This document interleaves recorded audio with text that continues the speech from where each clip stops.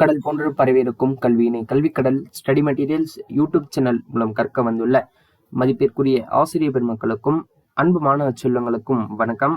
இன்னைக்கான வீடியோவில் நம்ம என்ன பார்க்க போகிறோம் அப்படின்னு பார்த்தீங்கன்னா 12th ஸ்டாண்டர்டுக்கான English public exam paper presentation பற்றி தான் பார்க்க போகிறோம். இந்த பப்ளிக் எக்ஸாம் பேப்பர் ப்ரெசன்டேஷன் வந்து பார்த்தீங்கன்னா நம்ம ஒரு ஒரிஜினல் பப்ளிக் ஆன்சர் ஸ்கிரிப்டை வச்சு வந்து பார்த்தீங்கன்னா உங்களுக்கு எக்ஸ்பிளைன் பண்ண போகிறோம். இது வந்து என்ன ஒரிஜினல் ஆன்சர் ஸ்கிரிப்ட் அப்படின்னு வந்து பார்த்தீங்கன்னா இங்கே பாருங்கள், மார்ச் 2022 விச் மீன்ஸ் மார்ச் 2022 நடந்த ஒரிஜினல் பப்ளிக் ஆன்சர். ஓகேங்களா, இதுதான் வந்து பார்த்தீங்கன்னா யூடியூபர் அஸ்வின் நீங்கள் பார்த்துருப்பீங்க, அவர் ரைட் பண்ண ஒரிஜினல் பப்ளிக் ஆன்சர் ஸ்கிரிப்ட். அதை வச்சு தான் நம்ம வந்து பார்த்தீங்கன்னா இன்னைக்கு எக்ஸ்பிளைன் பண்ண போகிறோம். இந்த ஒரிஜினல் ஆன்சர் ஸ்கிரிப்டில் அவங்க என்னென்னலாம் பண்ணியிருக்காங்க, டீச்சர்ஸ் என்னெல்லாம் எக்ஸ்பெக்ட் பண்ணியிருப்பாங்க அப்படின்றது ஃபுல்லாக வந்து அனலைஸ் பண்ணலாம். ஓகேங்களா, ஜஸ்ட் வந்து பார்த்தீங்கன்னா நீங்கள் இந்த பிடிஎஃப் ஃபைல கீழே இருக்க லிங்க் யூஸ் பண்ணி டவுன்லோட் பண்ணிக்கலாம். லிங்க் வந்து உங்களுக்கு டிஸ்கிரிப்ஷனில் கொடுத்துருக்கோம். ஓகேங்களா, ஃபர்ஸ்ட் வந்து பார்த்தீங்கன்னா உங்களுக்கு அந்த பேஜ் இருக்கும். அந்த பேஜுக்கு அப்புறம் ஒரு blank பேஜ் கொடுத்துருப்பாங்க. அந்த blank பேஜுக்கு அப்புறம் வந்து பார்த்தீங்கன்னா இது இருக்கும் உங்களுக்கு. இது என்ன அப்படின்னு வந்து பார்த்தீங்கன்னா இந்த ஷீட்டில் நீங்கள் எதுவுமே கை வைக்கவே தேவையில்லை. பிகாஸ் வந்து பார்த்தீங்கன்னா இது full and full teachers for the exam, விடைத்தாள் திருத்துவோர் நிறைவு செய்ய வேண்டியவை. ஓகேங்களா, இதில் நீங்கள் எதுவுமே கை வைக்கவே கூடாது. இந்த இடத்துல வந்து பார்த்தீங்கன்னா அவங்க எல்லாமே பார்த்துப்பாங்க. அதாவது வந்து பார்த்தீங்கன்னா பார்ட் ஏ பார்ட் பி அந்த கொஸ்டின் நம்பர் வைஸ் வந்து பார்த்தீங்கன்னா அவங்க மார்க் போட வேண்டியது இந்த இடத்துல அந்த கொஸ்டின் நம்பர் வைஸ் அவங்க மார்க் போட்டுப்பாங்க.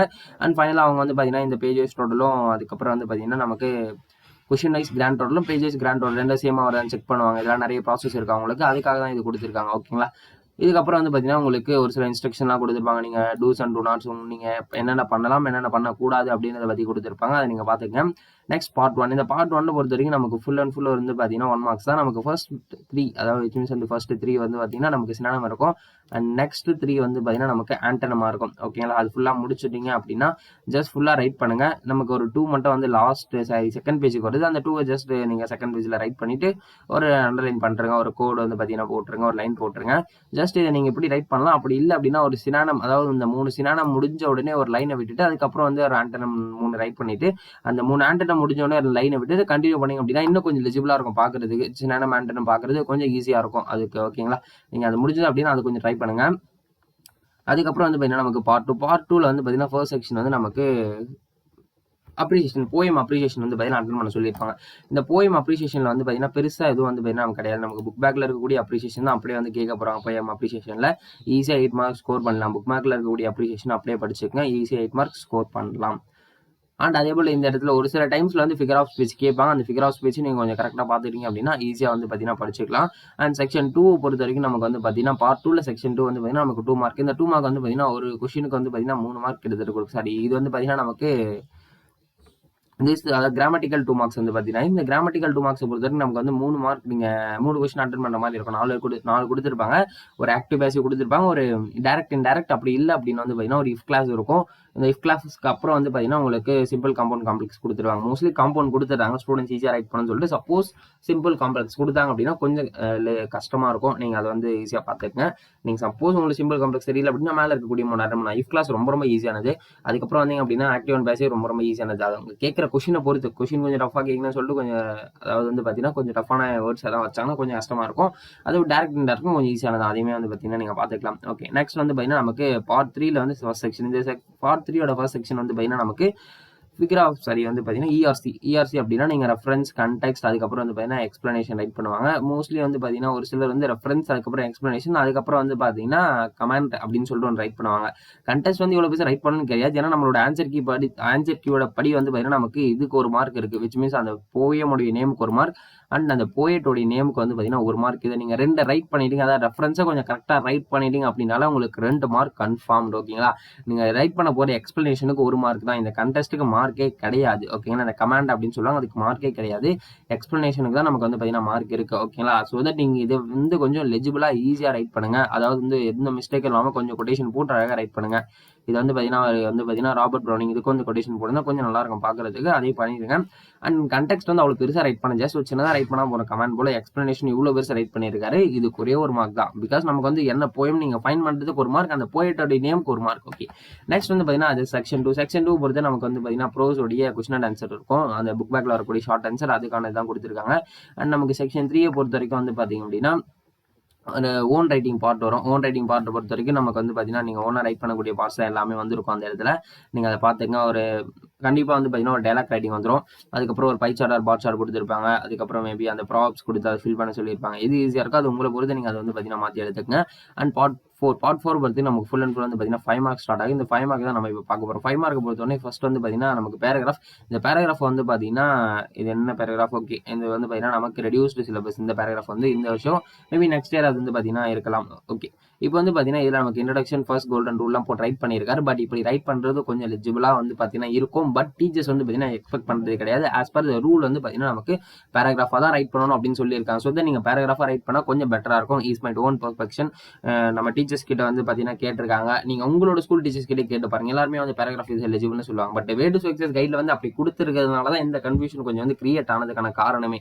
ஏன்னா வே டு சக்சஸ் கைட்ல வந்து அப்படி கொடுத்துருக்காங்க கிஃப்டட் ஸ்டூடெண்ட்ஸ் பேராகிராஃப் அப்படின்னு சொல்லிட்டு அது ஃபர்ஸ்ட் எடிஷன்ல கொடுத்தாங்க. இப்போ செகண்ட் எடிஷன்ல பாத்தீங்க அப்படின்னா the detailed summary of this pros or this of this lesson அப்படின்ற மாதிரி கொடுத்துட்டாங்க. ஓகேங்களா, அது கிஃப்டட் ஸ்டூடெண்ட் பேராகிராஃப் அப்படின்னு நேம மாத்தி இந்த டீடைல்டு சம்மரி அப்படின்ற மாதிரி அதை நேம மாத்தி கொடுத்துட்டாங்க. ஓகேங்களா, அதனால அது கொஞ்சம் கான்ட்ரவர்சி ஆகுது அப்படின்ற ஒரு காரணத்துக்காக அதை வந்து பார்த்தீங்கன்னா அவங்க மாத்தி கொடுத்துருக்காங்க. ஸோ தட் நீங்க வந்து பாத்தீங்க அப்படின்னா கண்டினியூஸா வந்து பாத்தீங்கன்னா இப்படி ரைட் பண்றது கொஞ்சம் எலிஜிபிளா இருக்காது பாக்குறது. கொஸ்டினுக்கு நம்ம என்ன கேட்டிருக்காங்களோ அது போல நீங்க ரைட் பண்ணுங்க. பேராகிராஃபா கேட்டிருக்கா பேராகிராஃப் ரைட் பண்ணுங்க.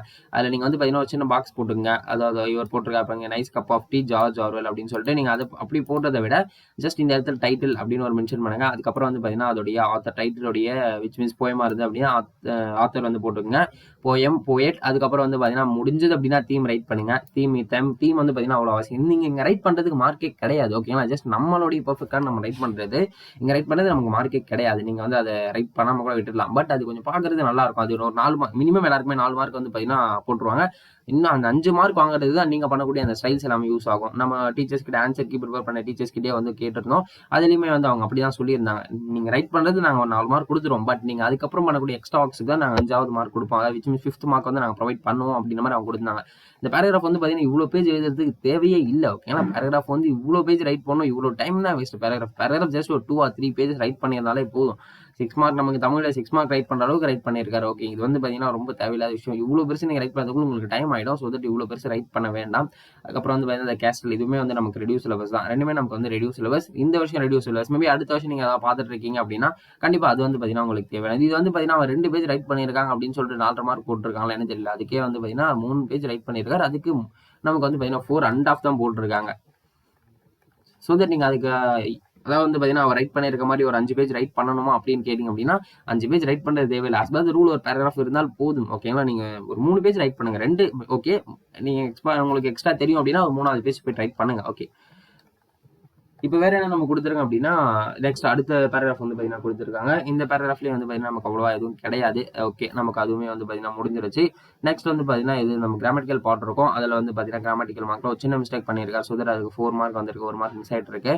அதுக்கப்புறம் வந்து பாத்தீங்க அப்படின்னா நமக்கு அது ப்ரோஸ் கம்ப்ரேஷன் வந்து கேட்டிருக்காங்க. அந்த ப்ரோஸ் கம்ப்ரேஷனுக்கான ஆன்சர் கொடுத்திருக்காரு. அதுக்கப்புறம் வந்து பாத்தீங்கன்னா நமக்கு வேற என்ன இருக்கு. ஓகே, நமக்கு வந்து லெட்டர் ரைட்டிங் பொறுத்த வரைக்கும் இந்த ஃப்ரம்ல வந்து பாத்தீங்கன்னா எக்ஸ் ஒய் டவுன் அப்படின்னு போடுங்க.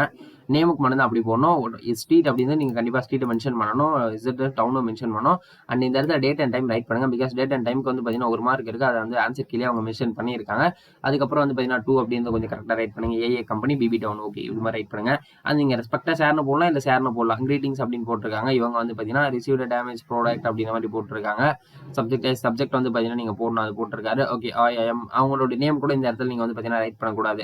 ஓகேங்களா, நீங்க அதை அப்படியே வந்து ரைட் பண்ணுங்க. டேட் ஏதாவது ஒரு டேட் போட்டுக்கலாம். இவங்க வந்து அவங்களோட பப்ளிக் எக்ஸாம் டேட் போட்டிருக்காங்கன்னு நினைக்கிறேன். நீங்க வந்து எது வேணா வந்து டேட் போட்டுக்கலாம். அன்னைக்கு டேட் கூட போட்டுருங்க. இது 5 மார்க்ஸ் ஃபுல்லா கொடுத்துறாங்க. பட் இருந்தாலும் டேட் பிளேஸ் வந்து அவர் இங்க ரைட் பண்ணிருக்கா. So okay, correct. Date place வந்து இங்க ரைட் பண்ணுங்க. அதனால அவங்க ஃபர்ஸ்ட் 4.5 போட்டு அதுக்கப்புறம் வந்து பாத்தீங்கன்னா 5 மாத்திருக்காங்க. டேட் பிளேஸ் வந்து பாத்தீங்கன்னா நீங்க ஃபர்ஸ்டே கூட ரைட் பண்ணிடலாம். ஆஸ் பர் நம்மளுடைய நியூ டெக்ஸ்ட் புக் பேஸ் படி ஃபர்ஸ்டே கொடுத்துருக்காங்க. நீங்க அதை வந்து ஃபர்ஸ்டே கூட ரைட் பண்ணுங்க. அண்ட் மெயினா அந்த யூஎஸ் அப்படின்னு கொட்டேஷன் போடக்கூடாது. அந்த யூஎஸ் ட்ரூலி மோஸ்ட்லி எல்லாரும் இந்த ட்ரூலி யூஸ் பண்ணிக்கலாம். ஃபெய்த்ஃபுல்லி ஸ்பெல்லிங் ஒரு சில மிஸ்டேக் பண்ணுவீங்க. FAITHFULLY faithfully, truly TRULY just TRULY just ஈஸியா ரைட் பண்ணி முடிச்சிடலாம். அதுக்காக அப்படி கொடுத்துரு. தேங்க்யூ அதுக்கு வந்து நீங்க கமா போடுதால் பட் யூஎஸ் டுடே கமா போட்டே ஆகணும். அப்புறம் அட்ரஸ் அந்த மூலம் கண்டிப்பா ரைட் பண்ணணும். இந்த சூப்பர்ஸ்கிரிப்ஷன் இது வந்து பாத்தீங்கன்னா நமக்கு சூப்பர்ஸ்கிரிப்ஷன், இது வந்து பாத்தீங்கன்னா நமக்கு சப்ஸ்கிரிப்ஷன் அப்படின்னு சொல்லிட்டு உங்களோட ஆன்சர் கீ படி கொடுத்துருக்காங்க. இதுல வந்து பாத்தீங்கன்னா சப்ஸ்கிரிப்ஷனுக்கு ஆஃப் மார்க் இருக்கு, சூப்பர்ஸ்கிரிப்ஷனுக்கு ஆஃப் மார்க் இருக்கு. ஸோ தட் இதை நீங்க மிஸ் பண்ணீங்க அப்படின்னா 1 மார்க் மிஸ் பண்ணிடுவீங்க. இது ரெண்டுத்தையும் மிஸ் பண்ணீங்க அப்படின்னா ஸோ கண்டிப்பா ரைட் பண்ணுங்க. டேட் அண்ட் டைமுக்கு நமக்கு வந்து ஆஃப் மார்க் இருக்கு. அது எல்லாமே மார்க் இருக்கு, ஸ்டெப் மார்க் எல்லாமே இருக்கு. நீங்க வந்து பாத்தீங்கன்னா அதை பாருங்க. அட்டாச்மெண்ட்டுக்கு வந்து பாத்தீங்கன்னா மார்க் கிடையாது. பட் அட்டாச்மெண்ட் கண்டிப்பா தேவை. பிகாஸ் அட்டாச்மெண்ட் அவங்க கொடுத்துருக்க கொடுத்துருக்காங்க. இந்த இடத்துல அவங்க வந்து மென்ஷன் பண்ணியிருப்பாங்க ஐ ஹேவ் அட்டாச்டு அப்படின்னு மென்ஷன் பண்ணியிருக்காங்க. ஸோ அது நீங்கள் அட்டாச்மெண்ட் பண்ணியிருந்தீங்க அப்படின்னு அந்த அட்டாச்மெண்ட்டை கண்டிப்பாக ரைட் பண்ணியிருக்கணும். ஓகே, அட்டாச்மெண்ட் வந்து ரைட் பண்ணிடுங்க. ஓகே, அதுக்கப்புறம் வந்து பார்த்தீங்கன்னா நமக்கு இன்னொரு பேராகிராஃப் வந்து பார்த்தீங்கன்னா ரைட் பண்ணியிருக்காரு.